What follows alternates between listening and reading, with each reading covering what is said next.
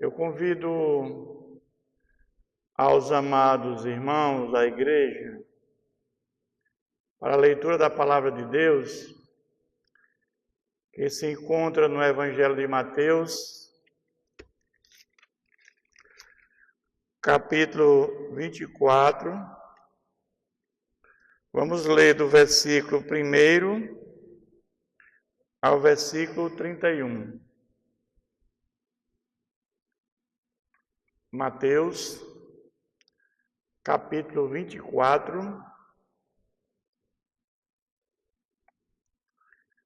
versículos 1 ao 31.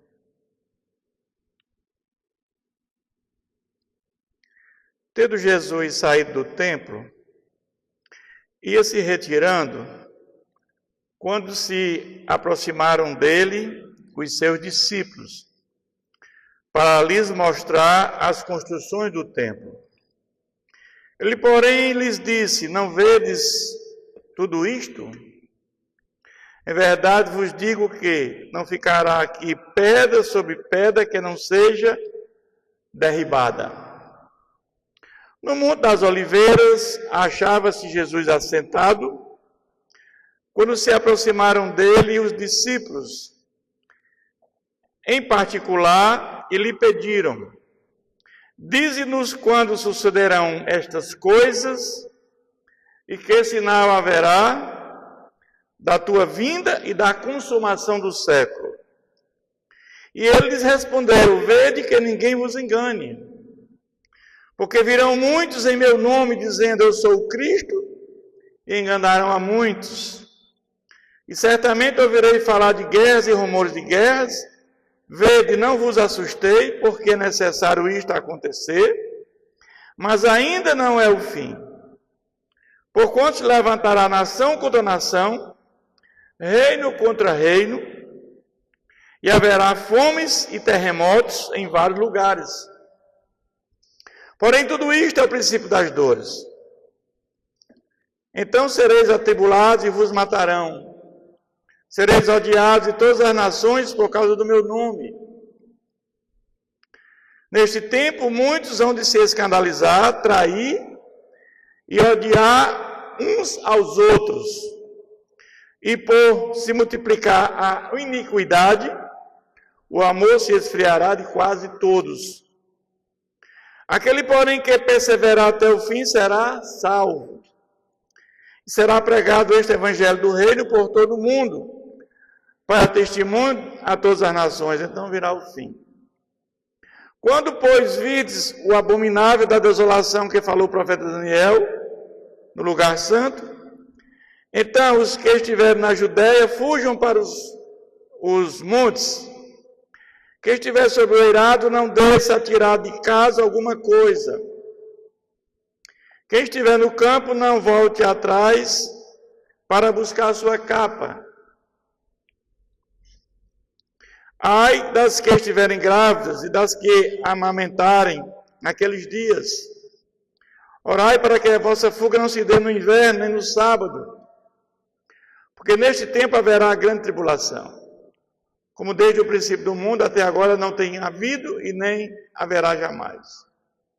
Não tivesse aqueles dias sido abreviados, ninguém seria salvo, mas por causa dos escolhidos, tais dias serão abreviados. Então, se alguém vos disser: eis aqui o Cristo, ou ele ali, não acredites, porque surgirão falsos cristos e falsos profetas, operando grandes sinais e prodígios para enganar, se possível, os próprios eleitos. Vede que vos tenho predito. Portanto, se vos disserem: eis que ele está no deserto, não saiais, ou ele no interior da casa, não acrediteis. Porque assim como o relâmpago sai do oriente e se mostra até o ocidente, assim há de ser a vinda do Filho do Homem. Onde estiver o cadáver, se ajuntarão os abutres.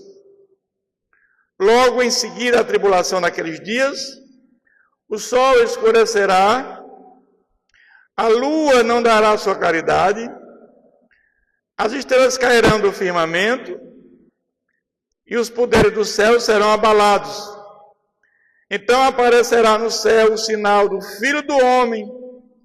Todos os povos da terra se lamentarão e verão o Filho do Homem vindo sobre as nuvens do céu com poder e muita glória. E ele enviará os seus anjos com grande clangor de trombeta, os quais reunirão os seus escolhidos dos quatro ventos, de uma extremidade à outra, de outra extremidade dos céus. Amém? Vamos pedir a Deus a compreensão desse texto bíblico para a sua explicação. Senhor, nosso Deus, nosso Pai, pedimos agora, Senhor, que Teu Santo Espírito venha nos instruir, nos capacitar para a explicação da Tua palavra, Pai. Esta palavra, ela sirva de encorajamento para a nossa caminhada cristã, a nossa caminhada de fé, que possamos cada vez mais viver uma vida em plena comunhão com o Senhor, na plenitude do Teu Santo Espírito, Pai. Fica conosco, meu Pai, nos abençoa.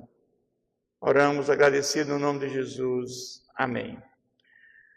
Meus irmãos, eu quero tratar, à luz desse texto bíblico, do seguinte tema: o sermão profético de Jesus. Jesus, nesse sermão, ele fala aos apóstolos de duas coisas que iriam acontecer. Jesus está falando aqui da destruição do templo de Jerusalém e está falando da segunda vinda dele. São duas coisas que Jesus está aqui falando: da destruição do templo e da sua segunda vinda. E o capítulo começa dizendo que, tendo Jesus saído do templo, ia se retirando quando se aproximaram dele os seus discípulos, para mostrar as construções do templo. Ele, porém, lhe disse: não vedes tudo isso? Em verdade vos digo que não ficará aqui pedra sobre pedra que não seja derribada.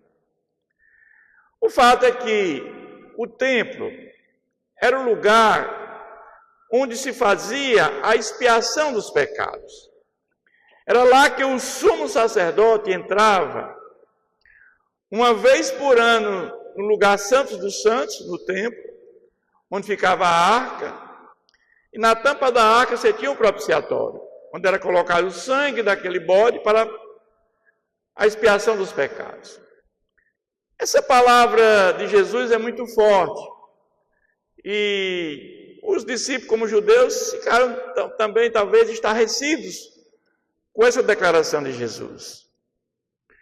O primeiro templo ele foi construído por Salomão, mais ou menos começando no ano 1012 a.C., e ele levou 7 anos para ser construído. Mas quando o rei de Judá caiu para o Império Babilônico, Nabucodonosor destruiu o templo em 586 a.C.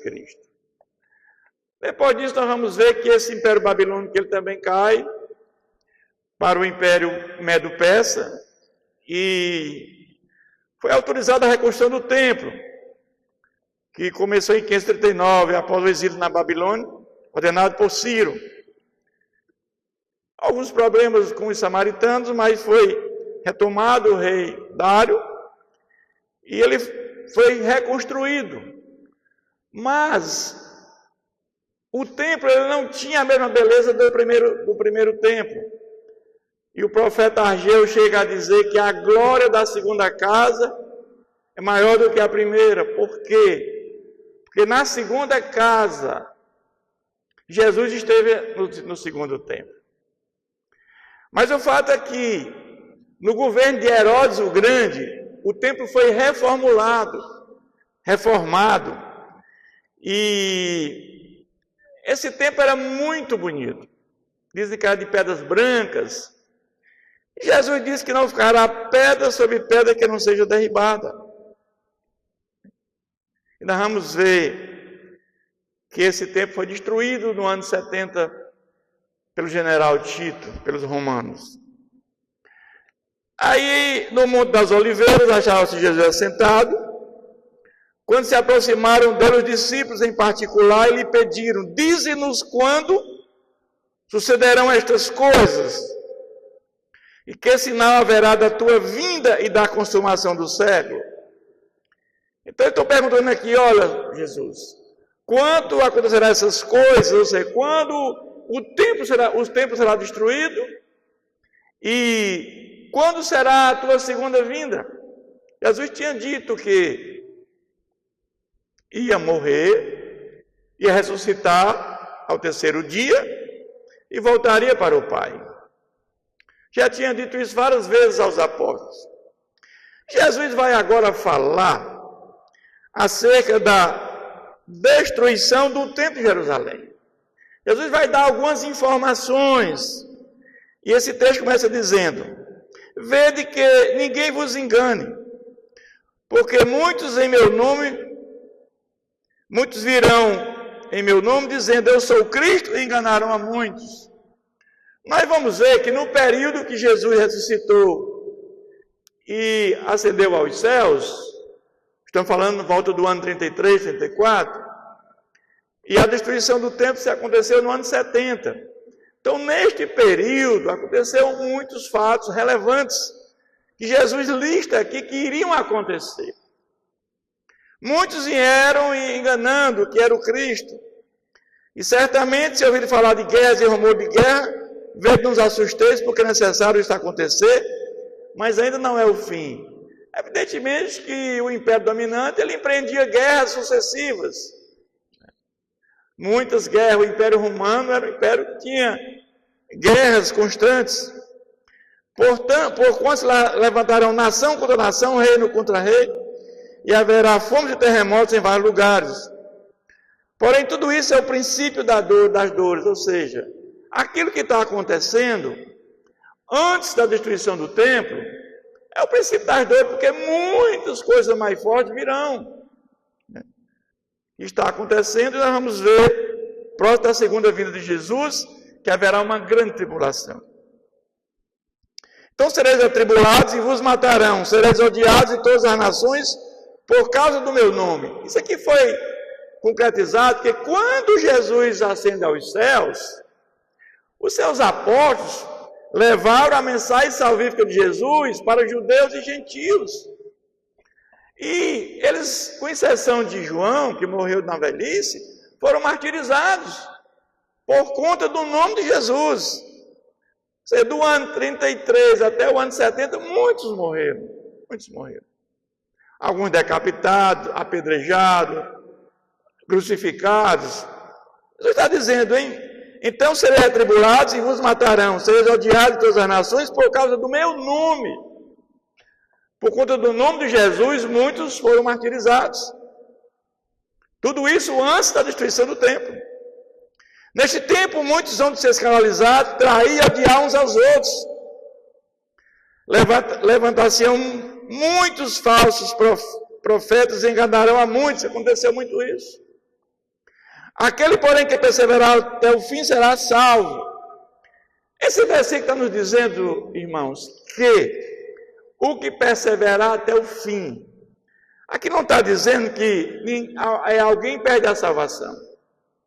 Porque a salvação ninguém perde. Aquele cujo nome está escrito no livro da vida, ele já é um salvo. Agora, como é que isso acontece? Nós sabemos que a palavra de Deus tem que ser pregada. Jesus nos comissionou a fazer o ID. E a palavra de Deus ilumina a nossa mente. E uma vez com a mente iluminada, o Espírito Santo, que Jesus enviou, quando ele subiu aos céus, enviou no dia de Pentecostes, 50 dias após a Páscoa. Esse Espírito Santo é que nos convence do pecado, é que nos regenera, é que nos faz, produz em nós um novo nascimento. O novo nascimento é um ato do Espírito Santo e da palavra de Deus. E quando nós recebemos o Espírito Santo, Nós estamos mortos espiritual, nós somos vivificados pelo Espírito Santo. E uma vez vivificados, agora nós temos fé, temos capacidade de nos arrependermos e olhar para a cruz, e somos justificados pela fé em Jesus Cristo. E nossos pecados, pela justiça divina, juízo de Deus, a nossa conta foi paga por Jesus Cristo. Nossos pecados foram pagos por Jesus Cristo. E ali nós temos a justificação é um ato de Deus. Mas depois da justificação nós temos um processo chamado santificação, que é do homem. Nós vamos agora trabalhando para ser parecidos com Jesus, em santificação.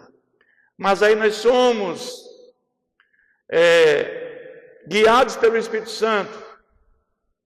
E nós agora somos co-irmãos, nós somos irmãos de adoção, família de Deus, irmãos de Cristo, família de Deus, co-herdeiros com Cristo. E aquele que perseverar até o fim no processo de santificação, mas Deus, pela sua presciência, Ele já sabe. Aqueles que vão ser regenerados, justificados, e que vão perseverar até o fim. E Ele já sabe disso, por presciência, e escreveu o nome no livro da vida. Esses são os eleitos de Deus, são os predestinados, pela presciência de Deus. Ele diz, será pregado este evangelho do reino por todo o mundo, para testemunho de todas as nações, então virá o fim. Os apóstolos e os discípulos de Jesus pregaram o evangelho. Paulo empreendeu 3 viagens missionárias. Pegou na Galácia, Paulo pregou na Ásia, Paulo pregou na Macedônia. Os apóstolos de Jesus pregaram em várias partes do mundo. Então essa mensagem foi levada para várias nações. Mas ele vai dizer aqui que quando, pois, vides o abinário da desolação, que falou para Daniel no lugar santo, quem estiver na Judéia, fujam para os montes, quem estiver sob o eirado, não desça a tirar de casa alguma coisa, e quem estiver no campo, não volte atrás para buscar a sua capa. Ai das que tiveram grávidos, que se amamentaram naqueles dias. Orai para que a vossa fuga não se dê no inverno, no sábado. Haverá grande tribulação. O historiador Joséfo diz que no ano 70, que é esse ano que aconteceu a destruição do templo que Jesus profetizou, houve uma grande tribulação. Que dizem que morreram mais de 1 milhão de judeus. E se você não fosse no sábado, porque no sábado o judeu não pode fazer nada. A partir do pôr do sol da sexta-feira até o pôr do sol do sábado é proibido fazer qualquer coisa. E se der no inverno, o inverno é um lugar, um frio muito forte. Mas dizem que foi uma tribulação muito grande naquela ocasião. E se não tivesse aquele dia sido abreviados, ninguém seria salvo por causa dos escolhidos, tais como são abreviados. Foi no ano 70 que aconteceu isso. Então foi um momento, uma tribulação muito grande, mas foi abreviado, conforme Jesus tinha profetizado. Assim, se alguém vos disser, eu sou Cristo, ou eu não acredito, porque surgirão falsos cristos e falsos profetas, operando grandes sinais, prodígios para enganar, se possível, os próprios eleitos. Eu já falei que os eleitos são aqueles que vão colocar a fé em Jesus e perseverar até o fim. Mas vamos ver que nós vimos que até o ano 70 nós tivemos vários tipos de anticristo. Nero, por exemplo, é um tipo de anticristo. Ele mandou incendiar Roma, colocou culpa no apóstolo Paulo, e Paulo foi martirizado por conta de um falso que o próprio rei Nero, o imperador Nero, levantou. Paulo está em Roma, preso, está em prisão domiciliar. Paulo chega a pregar para toda a guarda pretoriana. Paulo faz um trabalho naquela igreja, que ele não fundou a igreja de Roma. Mas aquilo que foi levantado contra Paulo é muito forte.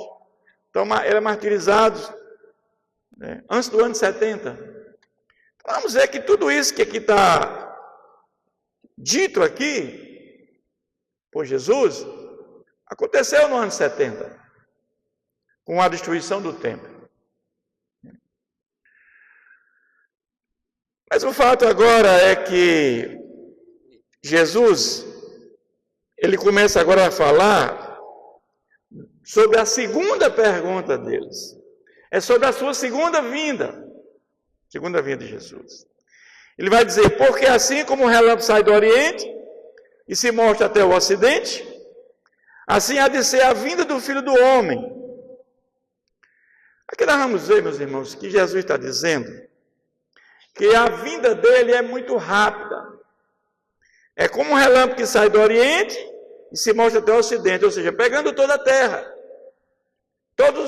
É muito rápido a vinda de Jesus. Assim há de ser a vinda do Filho do Homem.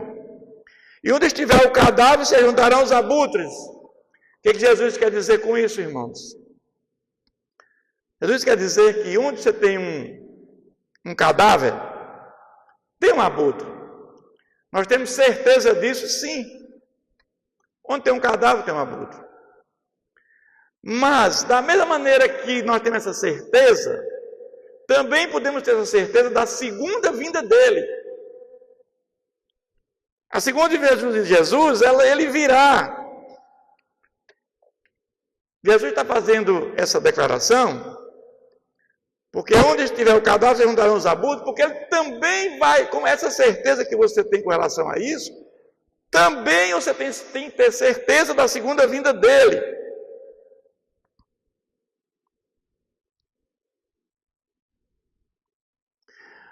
É usado muitos textos bíblicos para explicar a segunda vinda de Jesus. Muitos usam Zacarias, Apocalipse, Daniel, deixa nas 70 semanas Daniel de forma clara, mas tem um trecho aqui nesse capítulo que diz assim, Jesus disse que, mas a respeito da sua vinda daquele dia e hora, ninguém sabe, nem os anjos do céu e nem o Filho, senão o Pai. Jesus fala isso, dizendo que só o Pai sabe, nem o Filho, que é Ele, nem os anjos. Como é que nós vamos entender essa passagem aqui? Que Jesus ele tinha duas naturezas, humana e divina. Jesus, como natureza humana, ele era menor do que anjos e menor do que o Pai. Tem um momento na cruz que Jesus pede a comunhão com o Pai. É o momento mais dolorido para Jesus. Quando ele diz aquela quarta frase na cruz, a quarta palavra. Deus meu, por que me desamparaste? É ali que o Pai desampara o Filho, para que ele pudesse morrer e trazer a graça salvadora para todos nós. Se o Pai não desampara o Filho, ele não morreria. Ali foi o momento mais angustiante de Jesus, que ele perde a relação com o Pai. Mas quando Jesus ressuscita num corpo glorificado, Jesus está hoje lá no céu, com o Pai, é evidente que ele sabe o dia que ele vai voltar. Ele tem a chave na mão, ele sabe o dia que vai voltar. E Jesus fala como natureza humana. Mas o fato é que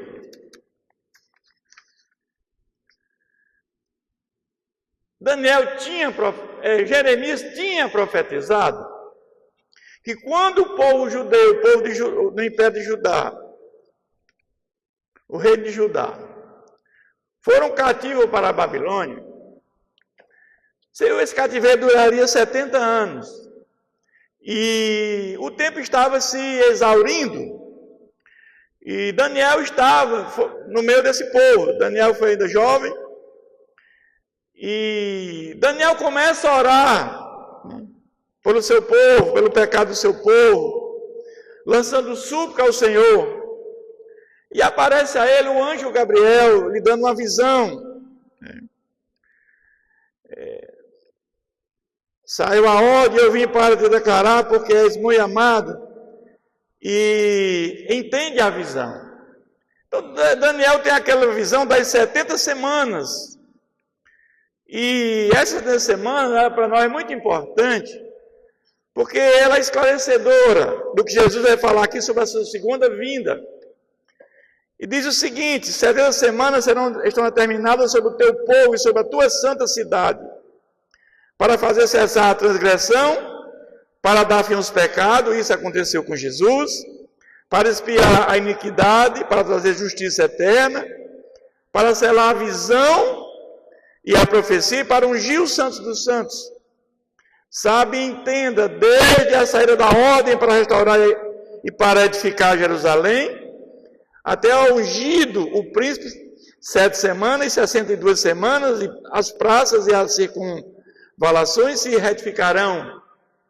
Mas em tempos angustiosos, depois das 62 semanas, será morto, ungido, e já não estará. E o povo de um príncipe que há de vir destruirá a cidade e o santuário. E o seu fim será no dilúvio, e até ao fim haverá guerra.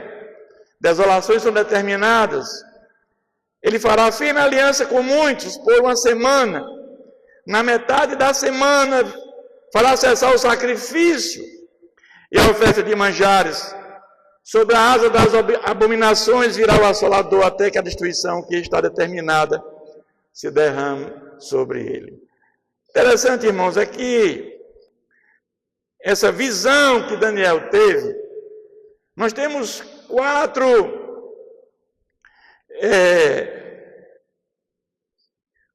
interpretações sobre esse texto bíblico.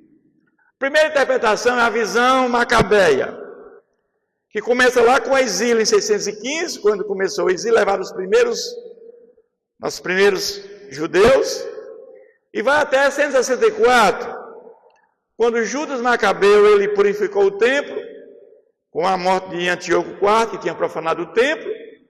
E aí a interpretação é que começa em 605 a.C., e as 70 semanas é concluída em 164 depois de Cristo, com a purificação do templo. Isso é uma visão. A segunda visão, muito discutida sobre a questão dessas 70 semanas, é a visão dispensacionalista. Ele diz que começa em 458 com o decreto de Artaxerxes e termina às 69 semanas com a morte de Jesus. E há um grande parênteses, está em aberto. E a última semana é quando ocorrerá entre a grande tribulação e a segunda vinda de Jesus. Esta é uma visão dos dispensacionalistas. Uma terceira visão é a preterista, que começa com o decreto de Ciro, em 538, e a última semana, a 70ª semana, acaba com a destruição do templo de Jerusalém no ano 70. Mas tem a visão futurista, que eu entendo que é a visão mais coerente para esse texto de Daniel, porque ele diz que começa com o decreto de Ciro em 538 a.C. e vai até a morte do Messias. Aí nós temos 69 semanas. Mas a última semana, que é a de Daniel, que é a 70, começa com a morte de Jesus e vai terminar com a segunda vinda de Jesus. Nós estamos na última semana de Daniel. E diz que no texto que acabamos de ler, que no meio da semana fará cessar o sacrifício de manjares. Quando é que o sacrifício terminou? Com a destruição do templo. Então vamos entender que até a morte de Jesus, 69 semanas. Morte de Jesus até a destruição do templo é a primeira metade da última semana. Por quê? Qual foi o motivo que Jesus destruiu o templo? Jesus disse que aquele templo seria destruído. Depois destruído por general Tito, desculpa. Então o fato é que Jesus morreu, ressuscitou, ascendeu aos céus, fez um sacrifício único por todos nós. Jesus, ele é morte sacrificial, morte substitutiva em nosso favor. Mas o povo continuava fazendo sacrifício de animais no templo. Mesmo Jesus já fazendo sacrifício único por todos nós. Por isso Jesus tinha profetizado que aquele templo seria destruído. Porque aquele sacrifício não tinha sentido. Aquela expiação no templo não tinha mais sentido. Então, por isso que Jesus diz que aquele templo ia ser destruído. Porque mesmo com a sua morte e ressurreição, os judeus continuavam fazendo sacrifício de animais. E Jesus dá os sinais aqui que nós lemos sobre quando aquilo ia acontecer, e aconteceu. Mas ele vai dizer aqui no versículo 34, em verdade vos digo que não passará essa geração sem que tudo isso aconteça.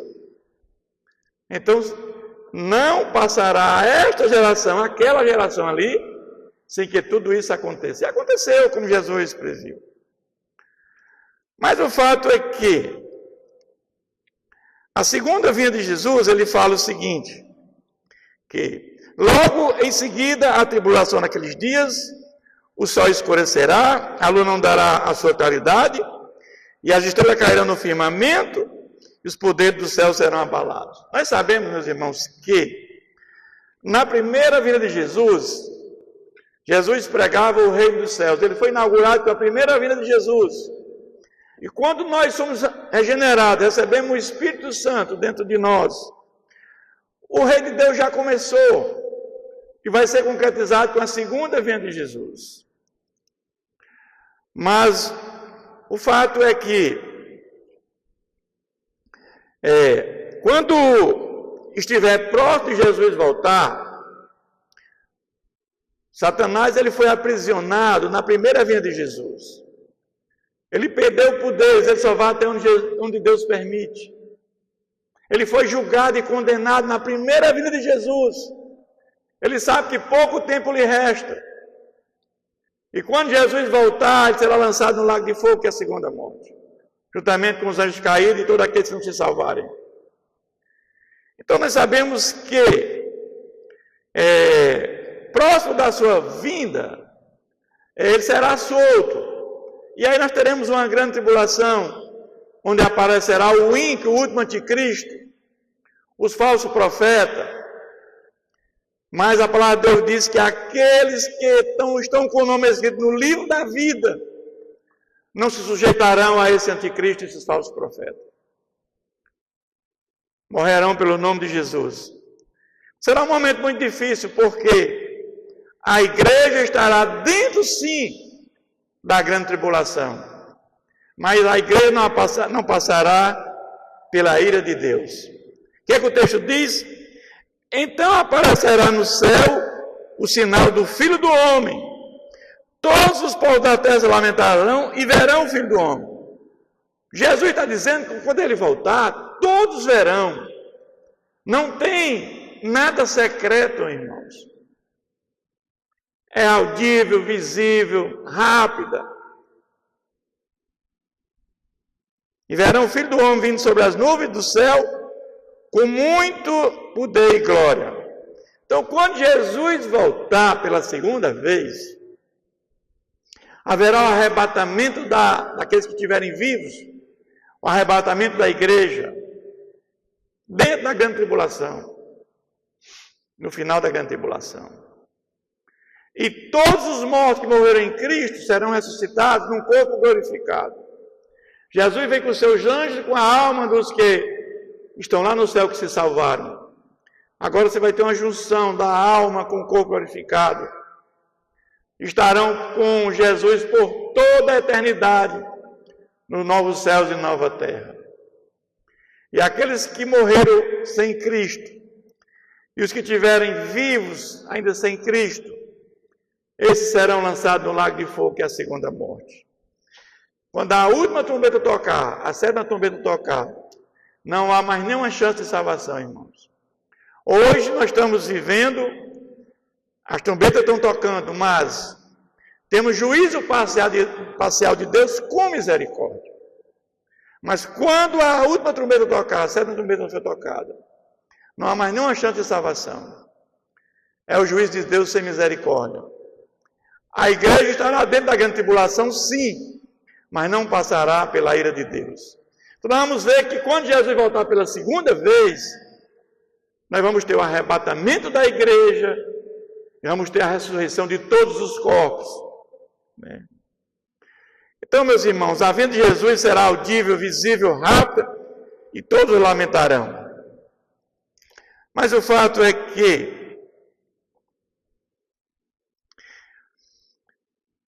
passará o céu e a terra, mas as minhas palavras não passarão. Mas eu quero concluir dizendo, irmãos, que quando Jesus estava sendo julgado ali por Pilatos, e a sua esposa trouxe um aviso que teve um sonho que ela não se envolvesse com o sangue daquele justo, Pilatos ele tenta ali colocar o povo para absolver Jesus. E tinha sempre aquele costume de soltar uma pessoa, tinha lá um preso chamado Barrabás, que era um assassino. E Pilatos pede para que o povo escolha o Barrabás ou Jesus, com a ideia que poderiam escolher salvar Jesus da morte ali. Mas aquela multidão insuflada pelos fariseus gritam pelo nome de Barrabás, para que Jesus seja crucificado. Ele lava as mãos e diz que não quer se envolver com o sangue daquele justo. Mas Pilatos era político. Ele não queria também contrariar o povo. E aquele gesto que ele lava as mãos de forma covarde, porque ele, como governador da Judéia, ele tinha poder para dizer: não, eu não vou condenar esse homem não tem nenhuma condenação. E quando ele disse: olha, que não caia sobre mim o sangue desse justo. E aí nós vamos concluir dizendo que aquela multidão que estava ali dizendo que crucifica Jesus, eles caem sobre nós o seu sangue sobre os nossos filhos. Pilatos está dizendo, lavando as mãos: não caia sobre mim o sangue desse justo, mas a multidão diz: caia sobre nós o seu sangue sobre os nossos filhos. E nós vamos dizer que isso aconteceu e está acontecendo, porque nós vimos o sofrimento da destruição do templo, que aquela tribulação foi muito grande. Muitos judeus, como diz o texto bíblico, que diz no versículo 34, em verdade vos digo que não passará essa geração sem que tudo isto aconteça. E aquela geração sofreu por condenar Jesus. E no ano 70, houve uma dispersão dos judeus pelo mundo. No mundo inteiro. Na Segunda Guerra Mundial morreram 6 milhões de judeus. E nós vimos que depois de quase 2000 anos, em 1948, quando presidia a ONU brasileira, Oswaldo Aranha, foi criado o Estado de Israel e o povo volta para Israel, o povo judeu. Mas nós vimos quantas guerras foram empreendidas ali. Não tem paz. É como esse versículo: caia sobre nós o seu sangue sobre os nossos filhos, tivesse ainda muito vivo ainda hoje na presença daquele povo que rejeitou Jesus. Então, eu quero dizer que não há outro caminho para a salvação, senão através de Jesus Cristo. Colocando a fé em Jesus Cristo, nós vamos ser justificados e ter a salvação e a vida eterna. Eu creio que muitos já se converteram, já ouviram a palavra do Senhor e se converteram, e terão a salvação e a vida eterna. Mas precisa ainda, a palavra tem que ser pregada no mundo inteiro, para que muitos escutem essa palavra e que o Espírito Santo venha fazer obra regeneradora em muitos. Nós temos 5 bilhões e 500 milhões de pessoas que não acreditam em Jesus Cristo. E dos cristãos que nós temos, católicos, ortodoxos e protestantes, poucos realmente obedecem à palavra de Deus. Muito pouco. Por isso que Jesus fala em 2 estradas, uma larga e uma estreita. Porque a salvação é para poucos. Porque poucos querem realmente saber de Jesus Cristo. Esta palavra venha nos trazer refrigério para a nossa alma. Que Deus continue nos abençoando, irmãos. Eu quero convidar os irmãos para baixar sua cabeça, fechar seus olhos. Vamos agradecer a Deus por esse momento. Senhor, nosso Deus, nosso Pai Celestial, a nossa gratidão, Senhor, porque nós temos a segurança, Pai, que um dia estaremos contigo na eternidade. Aqueles que colocam a fé em, colocaram a fé em Jesus, têm a segurança que serão regenerados, transformados, justificados pela fé em Jesus Cristo. E o Espírito Santo está nos guiando, nossos passos nessa caminhada, para perseverarmos até o fim. E o Senhor, por presciência, já sabe aqueles que vão se salvar e já escreveu o nome no livro da vida, Pai querido. A minha oração é que aqueles que não te conhecem venham a te conhecer, que a coisa mais importante desse mundo é a nossa salvação. Não tem nada que se compare à nossa salvação. É a única coisa que levamos quando morremos, é a nossa alma. Deixamos tudo, Pai querido. Então a minha oração é que todos cuidem da sua alma, para que quando chegar a sua hora, possam ter esse encontro com Jesus. É assim que eu oro, em nome de Jesus. Amém.